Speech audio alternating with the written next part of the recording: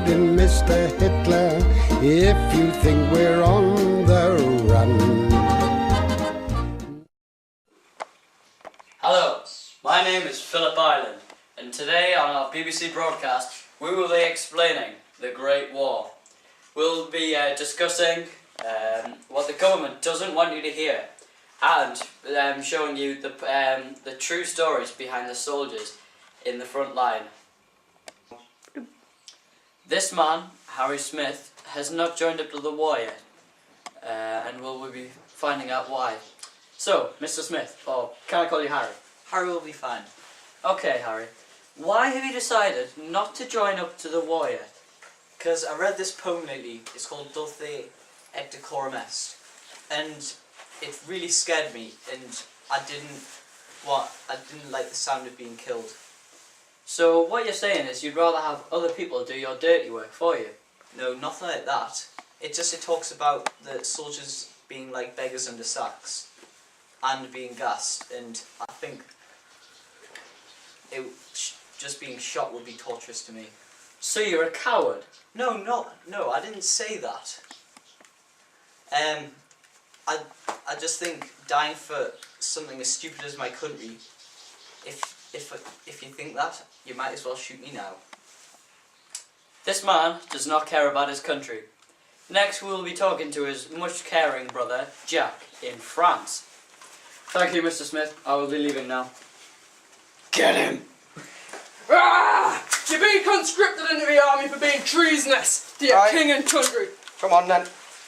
We're here in the beautiful country of France on the front line of the war to talk to Harry's more respected brother and better soldier, Jack Smith.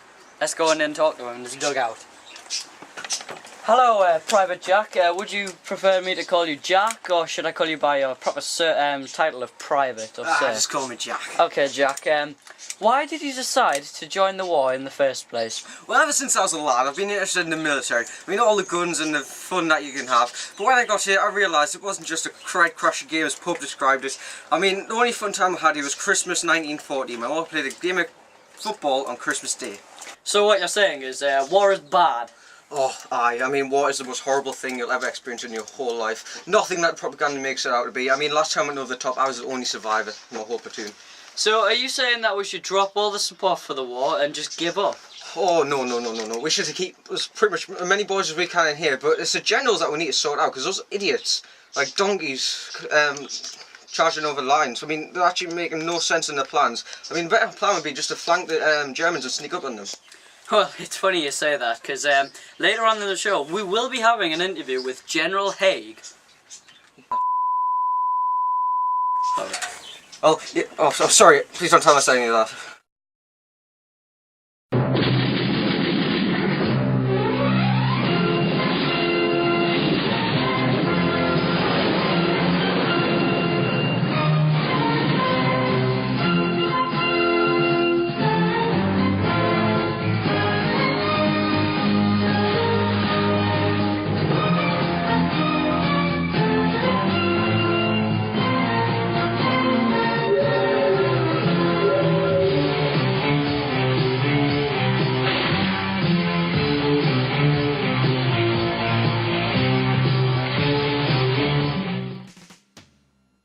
Is your gun not quite killing the Bosch well enough?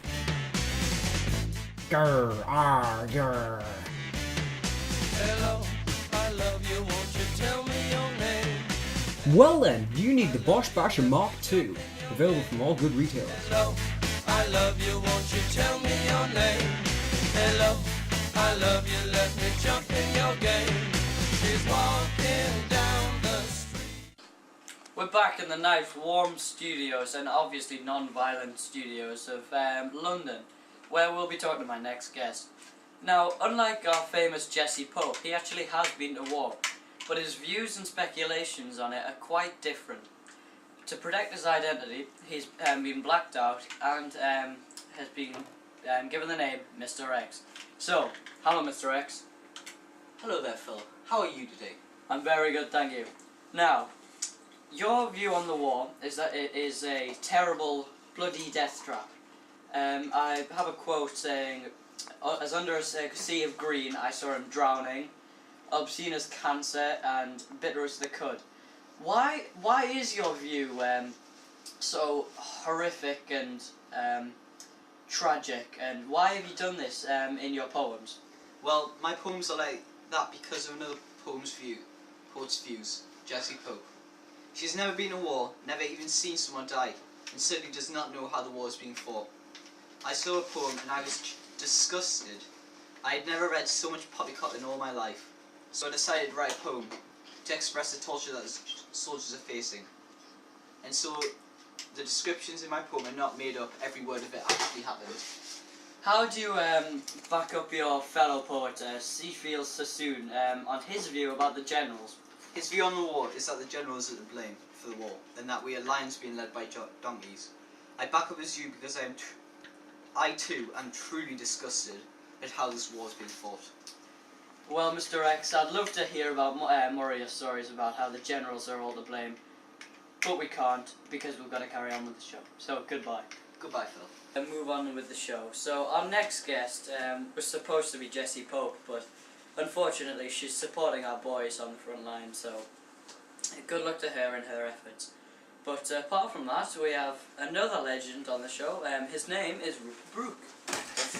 Hello. How are you? I'm not bad, thanks. I'm a bit tired, really. I've been to Sunderland, France, and Liverpool all in the same day. So, One day. yeah. You deserve a medal for that. Well, thank you very much. Now, Rupert, we've just had Mr. X on, and his view on the war is that it's quite terrifying, and your views are a bit more sweeter than that. Why do you think this? Well, sorry, these mosquitoes have been following us everywhere since Greece. Oh, sorry. I was thinking my blood's made of sugar. So, my view is rather sweet because, well, the second I found out I conscribed to go to the army, I ran straight down to my recruitment office and joined the Navy. So, the Navy is the best part of the army, seeing the world and seeing all the beautiful sights, along with the beautiful ships on the sea. And so, if this makes my views a bit biased, because it's the only experience I've had, but it's my views. Why should the men of Britain go and fight in the war?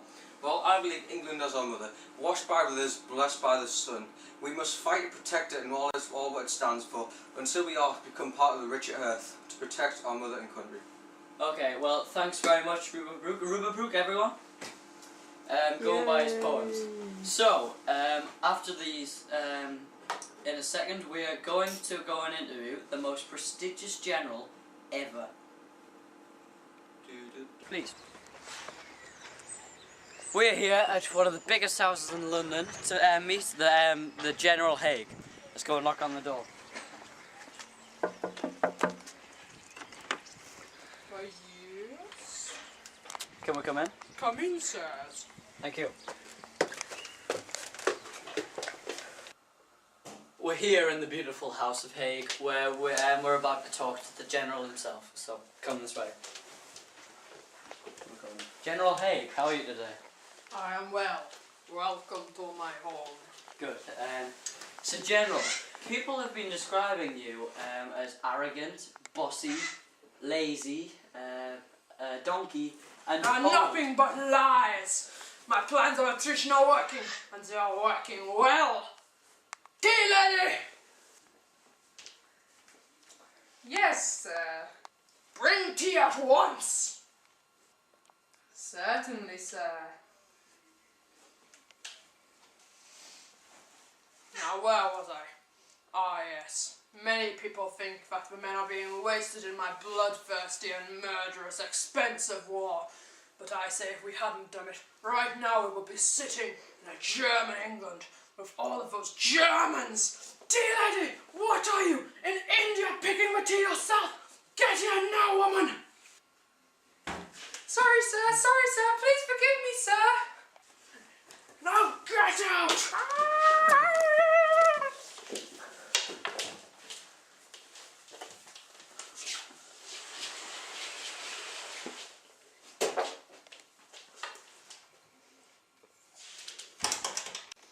Will she be alright? Oh, she'll be fine, unless the dog hits her in the face. And it starts to claw and kills her. Then I'll start to worry. But for now, it's all alright. Okay. Well, General Haig, we are streaming to all of Great Britain. Would you like to say anything to the... No! That is not why I came on this show. Well, would you like to talk to any of the young lads who want to go and fight? Yes, there is one thing. War is a good thing. A good, fun Why game. are you shouting? So that the people in the north can hear me. Right, okay, well, thank you, Mr. Haig. We'll be leaving now. Go on, Bye. before he kills us. So what have we learned today? Well, we've learned that the poets' views on the war are very different. One has been to war, one hasn't. One thinks it's terrible, one doesn't.